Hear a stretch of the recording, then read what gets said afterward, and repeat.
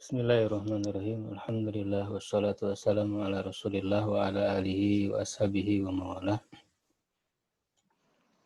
Alhamdulillah ikhwah sekalian, kita berjumpa untuk mengkaji Alfiyah Ibnu Malik. Kita akan bahas dari muqaddimah ya terlebih dahulu. Imam Ibnu Malik rahimahullah berkata di dalam Alfiyahnya ya, Bismillahirrahmanirrahim. Al-Muqaddimah. Qala Muhammadun huwa ibnu Maliki Ahmadu Rabbillah khairu Maliki musalliyan ala nabiyil Mustafa wa alihil mustakmilin asyarafa wa asta'inullaha fi alfiyah maqasidun nahwi biha mahwiyah tuqarribul aqsa bi lafdil mujazi wa tabsutul badla bi wa'din munjazi wa taqtari ridan bi ghairi sukhti fa'iqatan alfiyat ibn mu'ti wa huwa bisabkin haizun tafdila mustawjibun thana'iyal jamila wallahu yaqdi bihi batin wafirah li wa lahu fi darajatil akhir. Beliau memulai dengan memperkenalkan diri beliau ya terlebih dahulu. Ya, beliau mengatakan qala Muhammadun. Ya, telah berkata Muhammad ya, maksudnya adalah diri beliau sendiri yaitu Ibnu Malik ya. Nama beliau Muhammad ya bin Abdullah bin Malik At-Ta'i ya Al-Jayani Al-Andalusi. Ya, yang lebih dikenal dengan nama Ibnu Malik, yaitu beliau lahir tahun 600 Hijriah dan wafat tahun 672 Hijriah. Kepakaran beliau sudah tidak diragukan lagi ya di dalam ilmu bahasa Arab ya. Dalam ilmu nahwu, ilmu tasrif ya. Karena beliau sebagai ulama pentahqiq ya dari ilmu nahwu dan tasrif ini, karya-karya beliau menjadi pegangan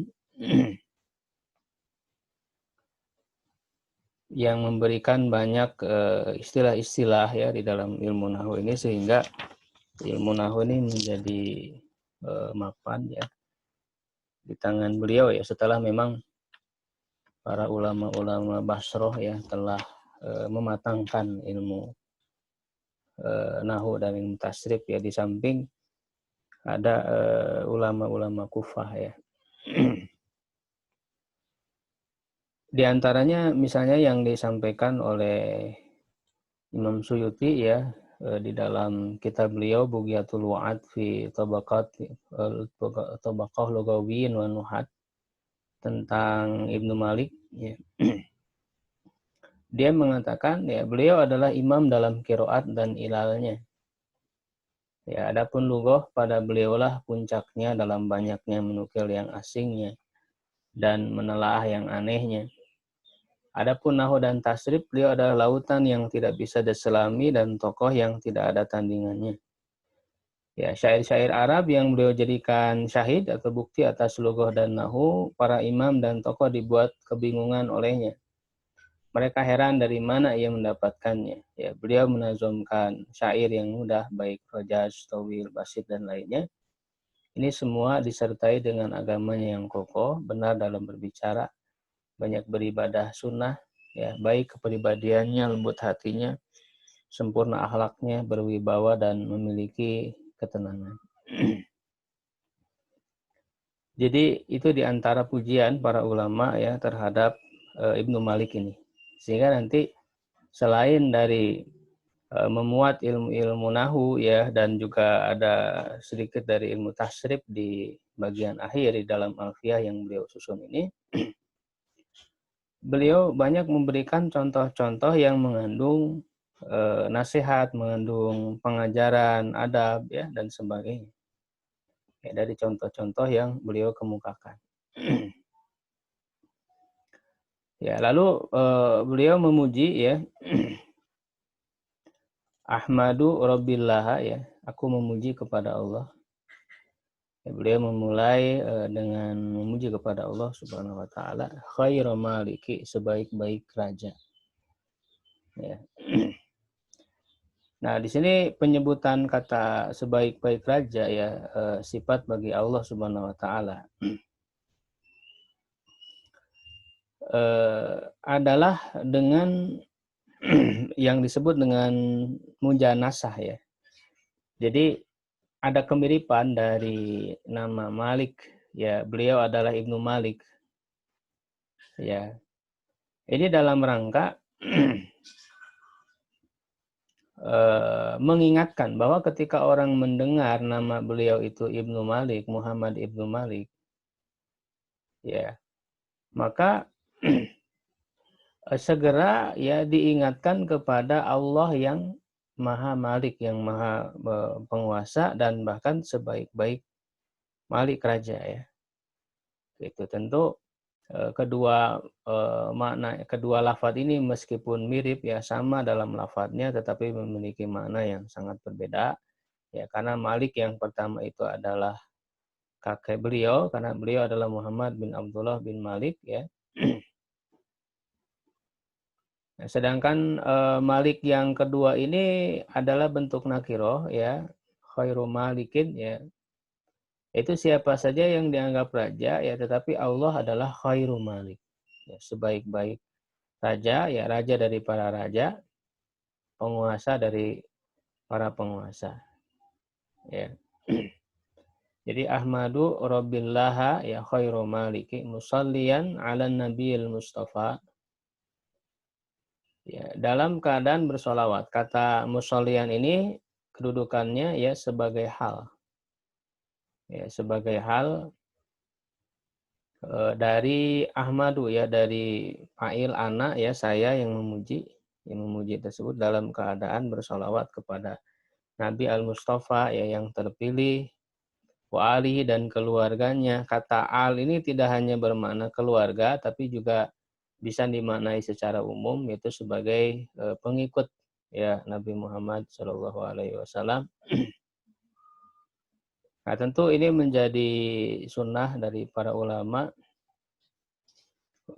di dalam karya-karya mereka ya, sekalipun dalam bentuk nazom seperti ini, dengan mengawali mengucapkan hamdalah yang memuji Allah ya, lalu kemudian bersolawat ya kepada Nabi Muhammad Shallallahu Alaihi Wasallam.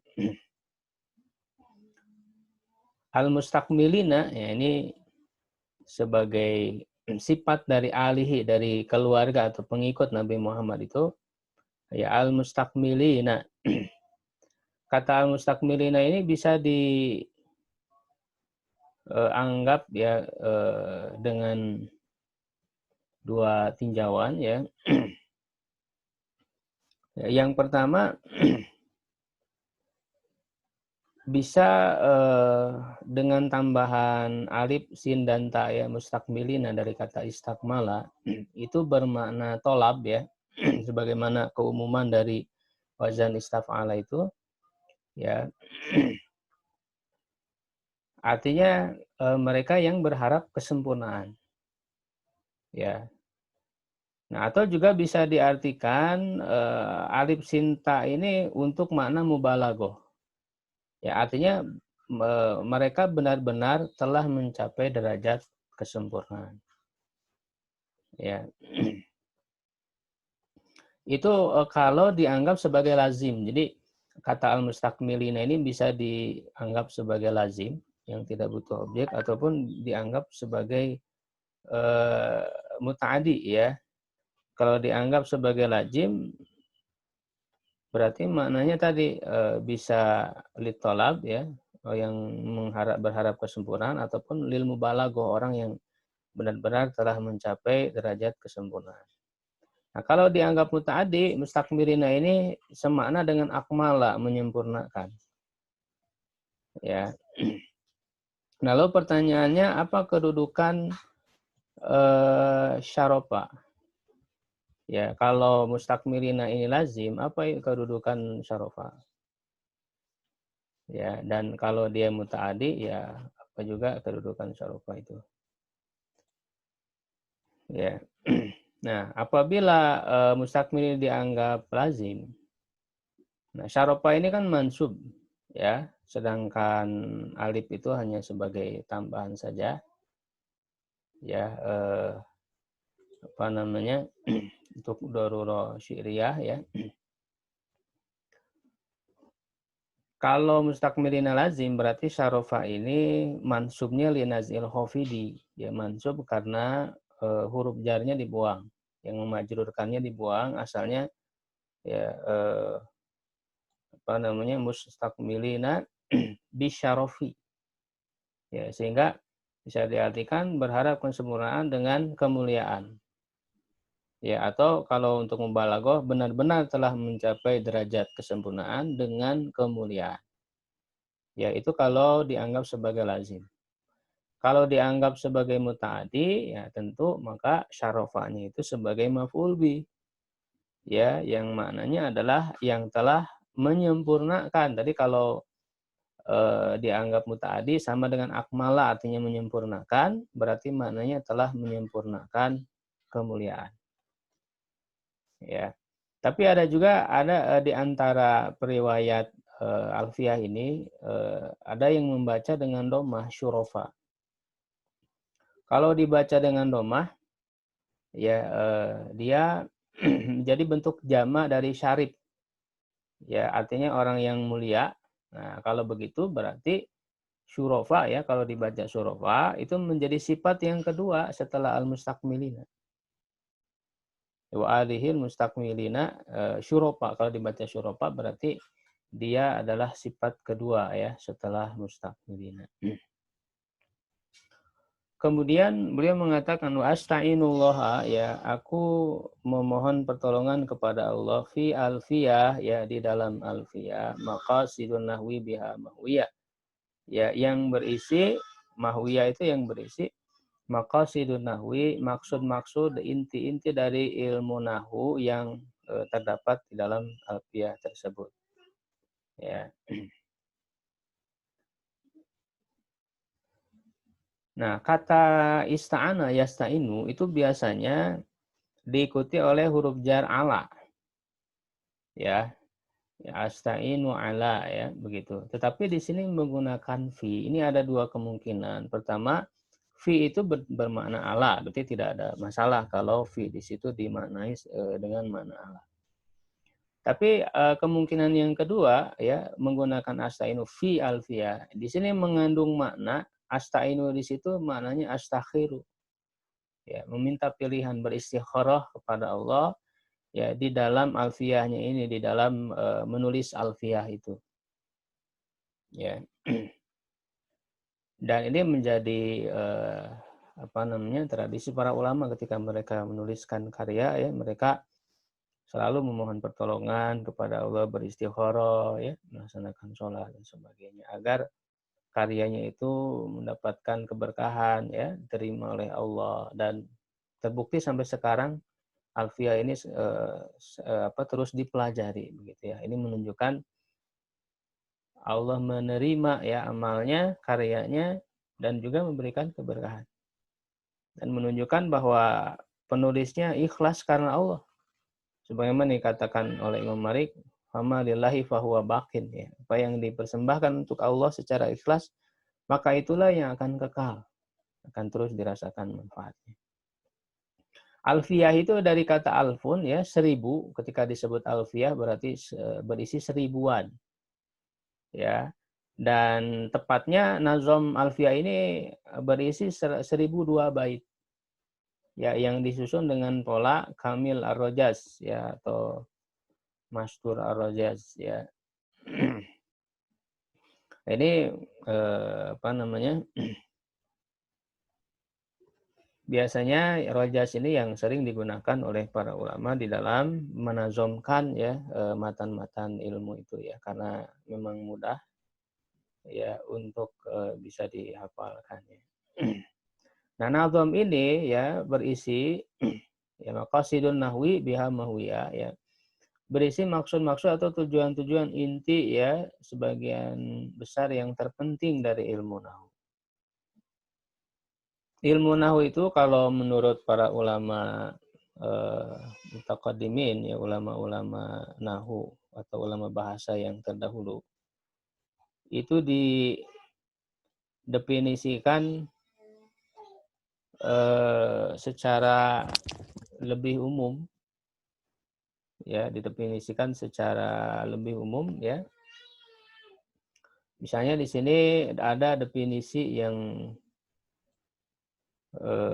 dikemukakan oleh Ibnu Usfur, ya, di dalam kitabnya Takrib jilid 1 halaman 45.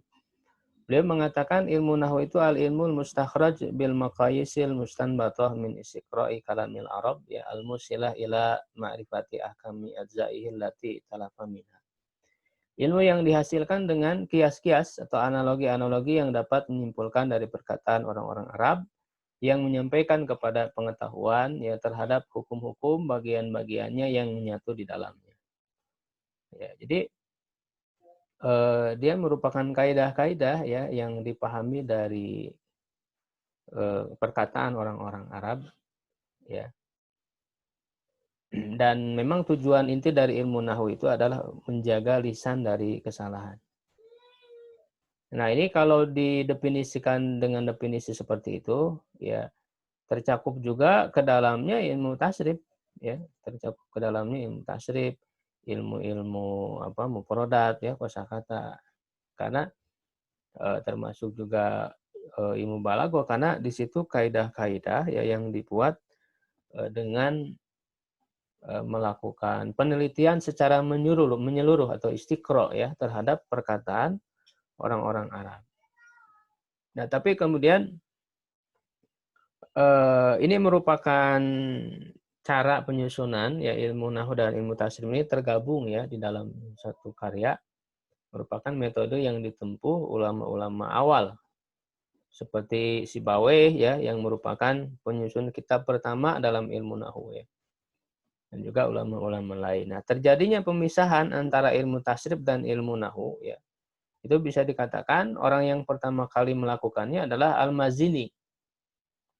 Wafat tahun 240 Hijriah atau 249 Hijriah, ya, ada yang mengatakan seperti itu. Dalam kitabnya At-Tasrif, yang kemudian disyarah dan dikembangkan oleh Abu Ali Al-Farisi, ya, dan muridnya Ibnu Jini. Ya, pemisahannya karena memang antara ilmu tasrif dan ilmu nahwu itu ada perbedaan. Nah, kita bisa dilihat perbedaan di antara keduanya itu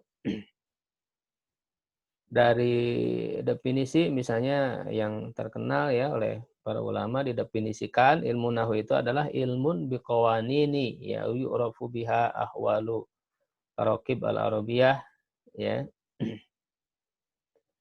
adalah ilmu, ya, tentang konun ataupun kaidah-kaidah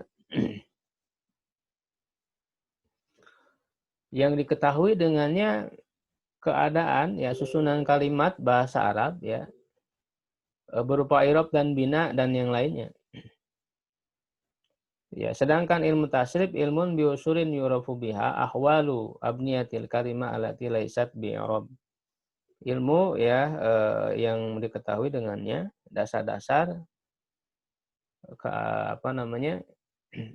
keadaan bentuk-bentuk kata yang bukan i'rab.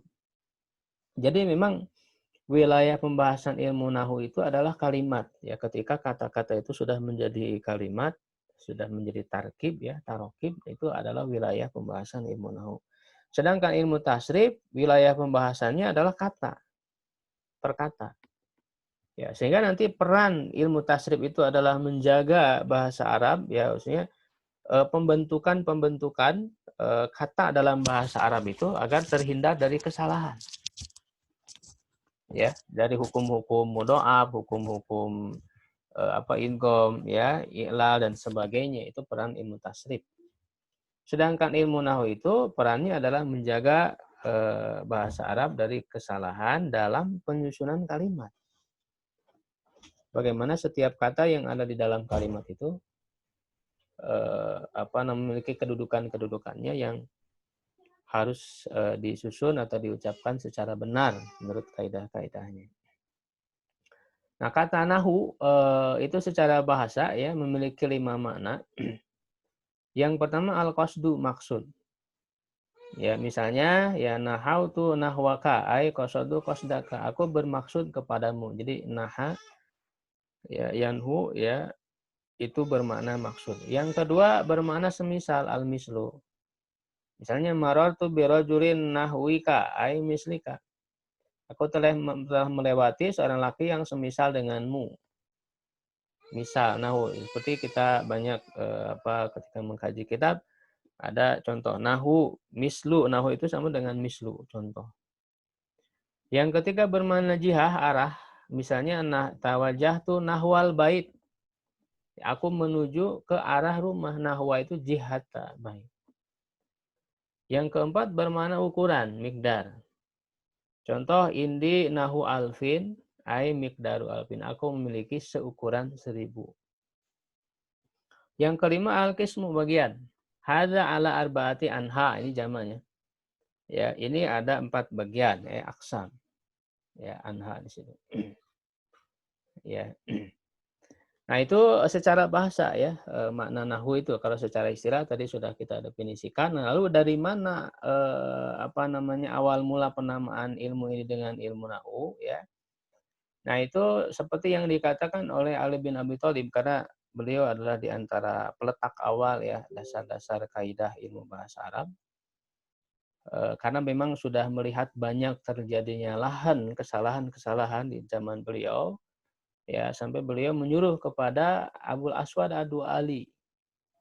Ya, nah, Imam Ali bin Abi Thalib itu mengatakan kepada Abul Aswad Ad-Du'ali, ya, beliau memberikan kaidah-kaidah awal ya tentang pengertian isim, fiil dan huruf. Ali bin Abi Thalib mengatakan al-ismu ma'an ba'anil musamma wal fi'lu ma'an ba'an harakatil musamma wal harfu madalla ala maknan laisa bi ismin wa fi'lin, ya begitu. Lalu di akhirnya beliau mengatakan unhu ala hadzan nahwi ya Abul Aswad. Buatlah contoh seperti contoh ini wahai Abul Aswad. Jadi unhu hadzan nahwi. Nah, dari kata nahwi inilah kemudian menjadi penamaan ya terhadap ilmu ini. Ya, kemudian berikutnya Ibnu Malik mengatakan dalam mukadimahnya tuqarribul aqsa bilafdin mujazi. Ya, alfiyahnya ini mendekatkan yang jauh dengan lafaz yang ringkas. Ya. Nah, jadi beliau betul-betul berusaha di dalam nazom alfiyah ini untuk mendekatkan, memberikan kemudahan. Ya, dari ilmu-ilmu nahwu yang penting itu ya dengan lafaz-lafaz yang ringkas, yang mudah untuk dihafal. Ya. Nah, huruf bi ini bilafzil mujazi itu bermakna ma'a, bersama. Artinya meski mendekatkan berbagai pemahaman yang luas dan jauh dari ilmu nahwu, pada saat yang sama dituliskan secara ringkas. Nah, jika kita mempelajari alfiyah ini, maka kita akan mengetahui bahwa yang beliau sebutkan itu sesuai dengan faktanya. Ya, sampai Abu Ishaq Asy-Syatibi ya, Imam Asy-Syatibi menulis kitab Al-Muwafaqat dalam usul fikih. Beliau juga menulis syarah yang cukup panjang lebar terhadap Alfiyah Ibnu Malik ini yang judulnya adalah Al-Maqasid Asy-Syafiyah. Ya, beliau bahkan bersumpah Imam Asy-Syatibi ini bahwa kenyataannya benar-benar sesuai dengan yang beliau katakan. Bahwa Ibnu Malik itu telah benar-benar ya menemukan kemudahan-kemudahan dalam merumuskan dan menguraikan ilmu nahwu yang belum ditemukan oleh ulama-ulama sebelumnya. Dan ini sesuai dengan perkataan beliau sendiri, perkataan Ibnu Malik sendiri di dalam muqaddimah kitab beliau yang lain yaitu Tashilul Fawaid ya. Ini sebagai ada kaidah-kaidah tambahan yang tidak dibahas di dalam Alfiyah ataupun di asal dari Alfiyah, karena Alfiyah itu sendiri adalah khulasah, ringkasan dari nazom yang lebih panjang yang berjumlah 3000-an bait yaitu Al-Kafiyah Syafiyah. Ya. di mana nama Al-Kafiyah Syafiyah itu sebetulnya lebih dulu digunakan oleh Ibnu Hajib ya, ketika beliau menyusun ilmu nahwu dan tasrif. Sebelum datangnya Ibnu Malik ini memang karya Ibnu Hajib itu yang paling banyak digunakan ya. Tapi setelah datang Imam Malik berganti ya, mereka berpindah ya dari menggunakan kitab Ibnu Hajib ini ya, berganti menjadi menggunakan kitabnya Ibnu Malik ini ya. Berganti gitu ya. Sebagaimana dikatakan oleh Ibnu Malik di dalam Muqaddimah Tasil tadi, beliau mengatakan wa idza kanatil ulum minahan ilahiyah. Ya. Apabila ilmu-ilmu itu adalah pemberian Allah ya, wa mawahib ikhtisosiyah dan karunia istimewa, ya fa ghairu mustab'adin an yudakhara li ba'dil mutaakhirin ma'usyira ala katsirin minal mutaqaddimin. Maka tidak aneh jika disimpan untuk sebagian orang-orang belakangan apa yang terasa sulit bagi kebanyakan orang-orang terdahulu, karena memang ilmu itu adalah rizki yang Allah Subhanahu wa taala berikan. Bisa jadi ulama-ulama dulu belum menemukannya, yang sulit bagi mereka, tetapi kemudian Allah menyimpan ilmu-ilmu itu lalu diberikan kepada orang-orang yang berikutnya yang punya kesungguhan, yang punya keikhlasan, kesabaran, ya. Kemudian Allah memberikan rizki pemahaman kepada mereka, memberikan kemudahan, ya, yang tidak diberikan kepada ulama-ulama sebelumnya. Ya, lalu beliau mengatakan watab sutul badla biwadin munjazi. Ya, dan Alfiyah ini ya membentangkan pemberian ya dengan janji yang terlaksana. Ya. Nah, jadi beliau mengibaratkan Alfiyah ini bagaikan seorang lelaki yang dermawan, ya, yang banyak memberikan harta. Jadi tabsutul badla, badla itu artinya pemberian, mengerahkan pemberian. Jadi bagaikan orang yang dermawan yang memberikan banyak harta, ya. Jadi Alfiyah ini memberikan banyak faidah dari ilmu nahwu yang harus diketahui. Ya, karena ini bukan hal ini bukan sebatas ungkapan yang menjadi hiasan bibir belaka, tapi ini sebuah janji bagi penulis. Ya, biwa'din munjazi, bi di situ juga bisa bermakna ma'a, ya artinya meski Alfiyah ini memberikan sangat banyak faedah pada saat yang sama, ya beliau sebut sebagai sebuah janji yang mesti terlaksana dengan cepat.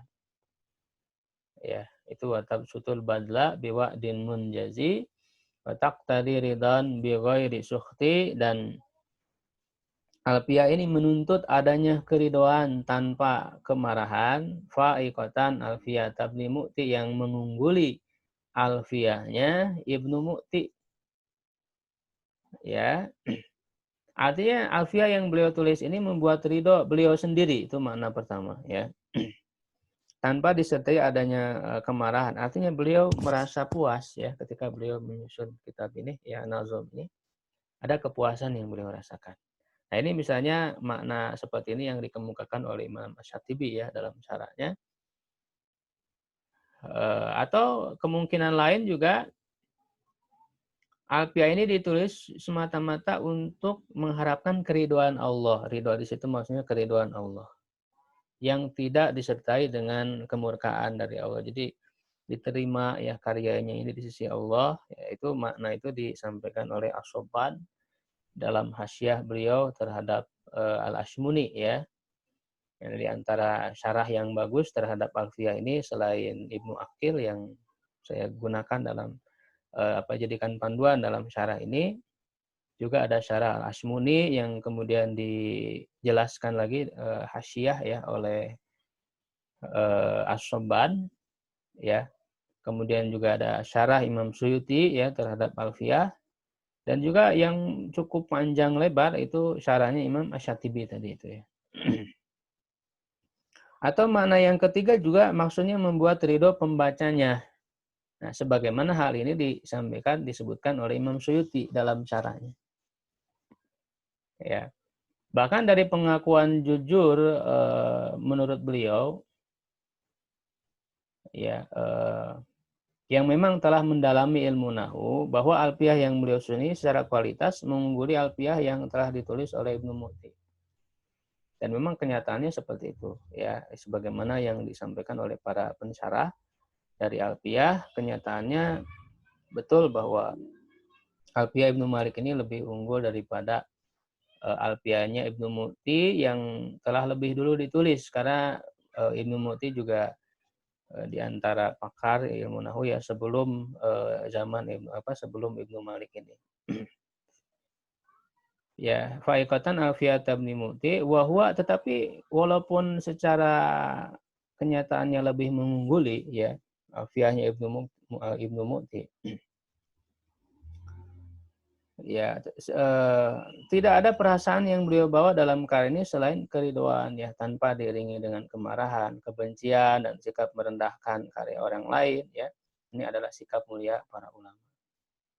Ya, justru beliau di sini mengakui Alfiyah Ibnu Mu'ti itu memiliki keutamaan ya, dan yang paling jelas adalah keutamaan dia lebih dulu. Ya, lebih dulu ditulis ya. Nah, Ibnu Mu'ti ini adalah Abul Hasan ya Yahya bin Mu'ti bin Abdun Nur Az-Zawawi Al-Hanafi. Nama gelar yang disematkan kepadanya Zainuddin ya, lahir 564 Hijriah, wafat 628 Hijriah. Memang bertemu ya sejaman dengan Imam Ibnu Malik. Ya, beliau secara serius mempelajari bahasa Arab di Maghrib ya, Maroko, sampai menjadi ahli, lalu menetap di Damaskus ya dalam waktu yang lama, dan ia menjadi pemimpin ilmu bahasa Arab di sana, dan di sana beliau menyusun alfiyahnya ya, tetapi kemudian berpindah ke Mesir. Di sana beliau mengajarkan ilmu bahasa Arab. Nah, dalam bait berikutnya huwa bisabkin haizun tabnila, dan dia Alfiyah Ibnu Mu'ti itu karena lebih dulu layak menyandang kemuliaan, mustaujibun sana iyal jamila ya, mengharuskan sanjungan dariku yang bagus. Ya, jadi tidak melupakan karya sebelumnya yang justru sebetulnya Ibnu Malik juga banyak belajar ya kepada karya sebelumnya ya, kepada karya Ibnu Mu'ti ini. Akhirnya kemudian beliau berdoa, ya awallahu yakdi bihibatin wa biroh, ya, dan Allah menetapkan pemberian-pemberian yang sempurna ya, li walahu fi darajatil akhirah, bagiku dan baginya di derajat-derajat akhirat. Ya, memang lebih baiknya beliau berdoa ya untuk semua lah ya, untuk siapapun ya. Bagi orang yang mempelajari Alfiyah ini, termasuk kita dalam kesempatan kali ini, mudah-mudahan mendapatkan kucuran pahalanya, keberkahannya, ilmunya, ilmu yang bermanfaat ya. Dan seluruh kaum muslimin ya, yang mengajarkan, yang belajarnya, yang mensyarah dan sebagainya. Ya, li walahu, bagiku dan baginya. Di sini beliau mendahulukan untuk dirinya dulu, li, karena memang dalam hal ibadah itu tidak mendahulukan orang lain ya, tidak ihsar, tapi mendahulukan diri sendiri ya kalau dalam hal ibadah gitu ya. Nah, itu mukadimah ya yang disampaikan oleh Ibnu Malik di dalam Alfiyahnya ini ya.